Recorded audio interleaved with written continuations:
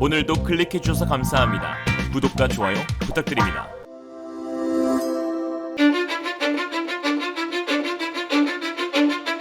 Cause I don't give a fuck what you say. Yeah, I'ma do shit my way. So you can go kick rocks, I'ma stack bricks up, build what I want to make. Yo, I got a lot of shit to say, so I'ma do this every day. I'll be writing things until I'm fucking buried in my grave. 6 feet deep under, but my body won't decay. Cause my messages are timeless, so they'll put them on display. Oh yeah, I rap with a certainty, I have a sense of urgency. A message for eternity, for everyone internally. I had some people burning me, but now they fucking learn to see I ain't the one to fuck with, now they looking nervously. And I don't really care what you think of me respectfully. You can kick rocks if you think you're fucking better, see I will outwork you, turn you to an enemy. Hurt you so bad that you're gonna need some therapy. I got the motherfucking recipe, I've been cooking up hits, I'ma leave a legacy. You'll be looking small when you're standing right next to me. I'm 5'10", bitch, but I'm 10 feet next to me.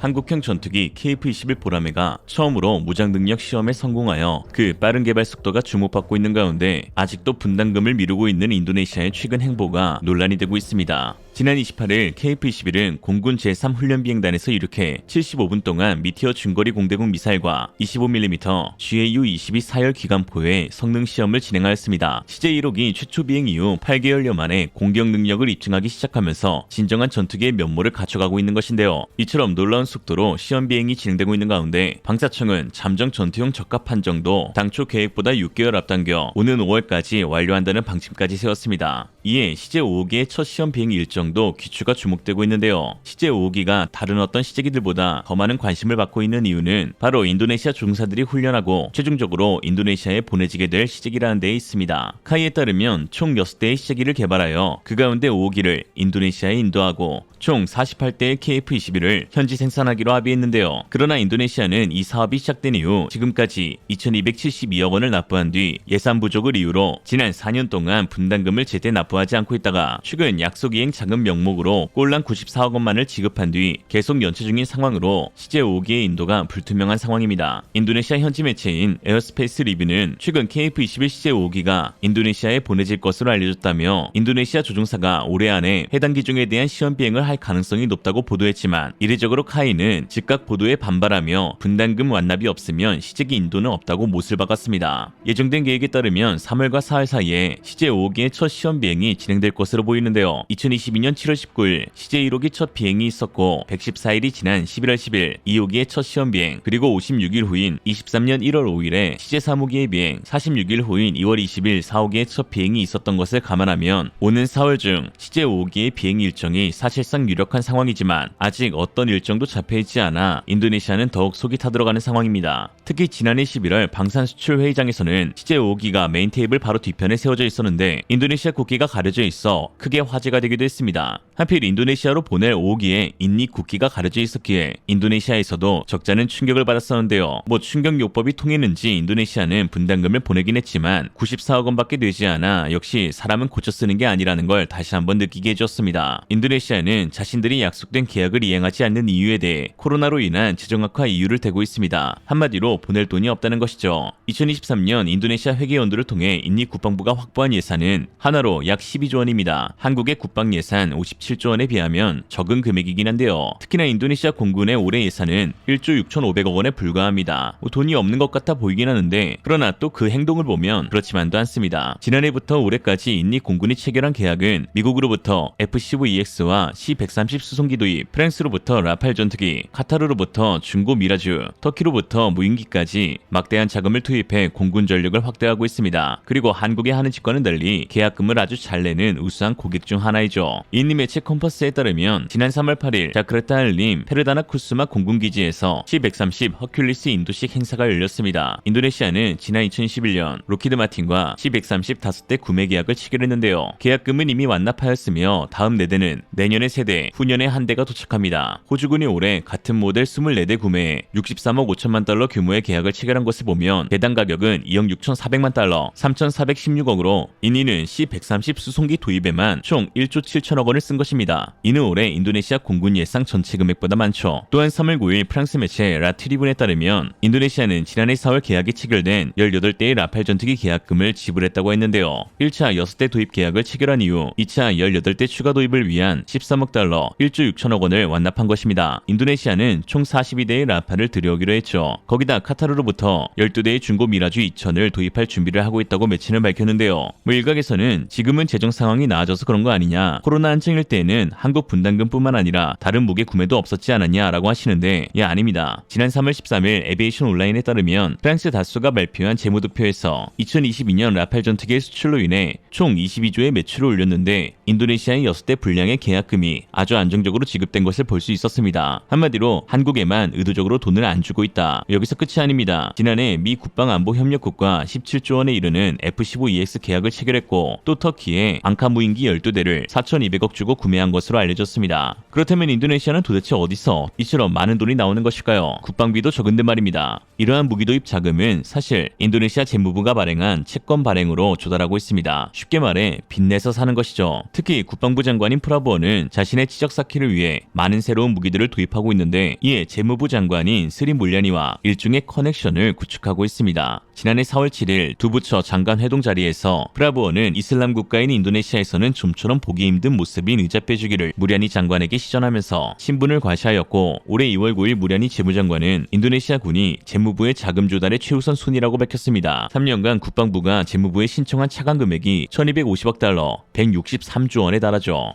이에 화답하듯 프라보어는 무ля니의 능력이 뛰어나다며 서로 짝짝꿍하고 있는데 이로써 프라보어는 언론을 통해 더 자주 노출되고 인니 국민들은 첨단 무기 도입봉을 맞고 있어 현 부처 장관 가운데 프라보어의 업적이 1위, 무ля니의 업적이 2위로 꼽히고 있습니다. 즉 인니는 돈이 없는 것이 아니라 돈을 안 쓰고 있는 것이고 인도네시아의 국방부의 방침에 따라 KF-21의 분담금은 후순위로 밀려나고 있는 것이죠. 프라보어는 2024년 차기 대선을 앞두고 세 번째 대선 도전을 선포했습니다. 프라보어 입장에서는 이미 확정된 KF-21보다는 새로운 계약 체결을 통해서 자신이 더 자주 언론에 노출되는 것을 원하고 있고 현 대통령 조코 위도도 역시 마찬가지입니다. 둘 다 정치적인 관점에서 이미 한국이 주도하고 있는 KF-21에 어떤 치적도 쌓을 수 없으니 다른 것으로 눈을 돌리고 있는 것이죠. 혹 기술 이전이라도 받으면 모를까 별 관심이 없는 것인데 사실 제대로 된 정신머가리 박힌 책임자라면 이처럼 무기들의 체계 통합을 무시하면서 각국서 하나씩 사오지는 않을 것입니다. 이에 사실상 이번 KF-21 CJ 5호기가 어떻게 출고되냐에 따라 앞으로의 인도네시아와의 협력을 유추해 볼 수 있을 것 같은데요. 개인적으로 이번에는 국기를 가리지 않았으면 좋겠습니다. 말끔한 기체에 미관상 보기가 좋지 못했거든요. 그러니 국기를 가리지 말고 차라리 뒤집자. 요즘은 거꾸로 다는 게 대세이기도 하고요.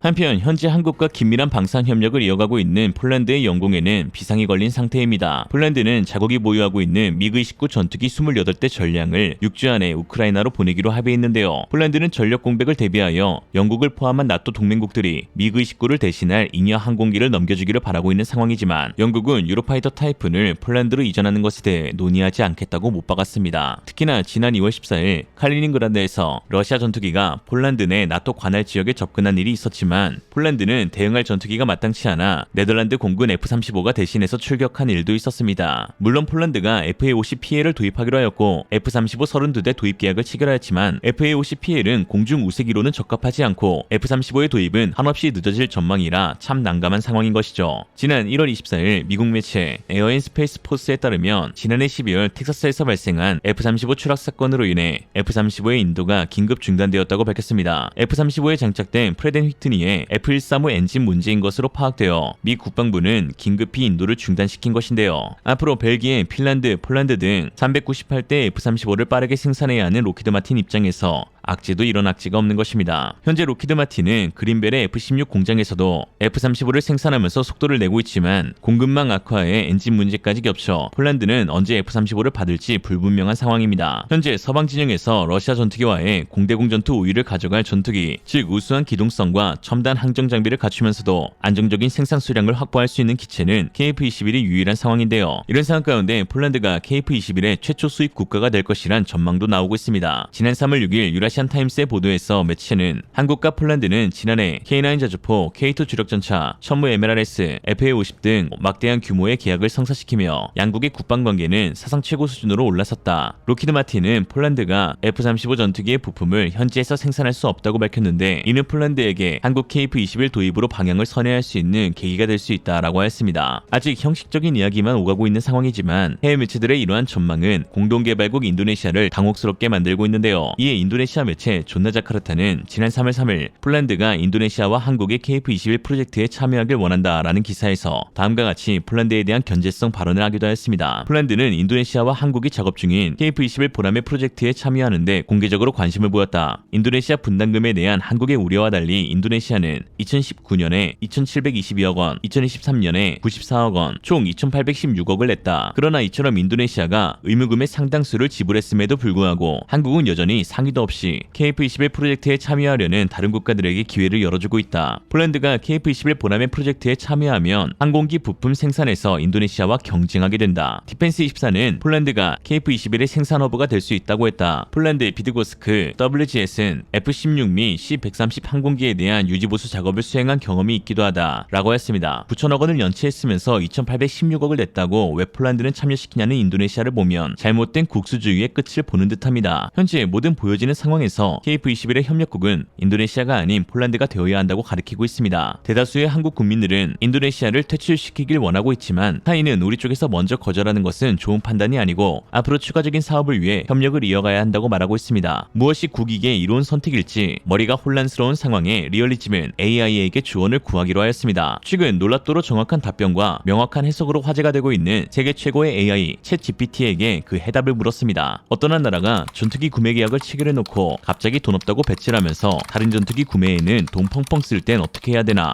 관계를 끊어야 합니다. 이상으로 리얼리즘이었습니다. 여러분의 생각은 어떠신가요? 현명하고 지혜로운 여러분의 의견을 지금 댓글에 남겨주세요. 감사합니다.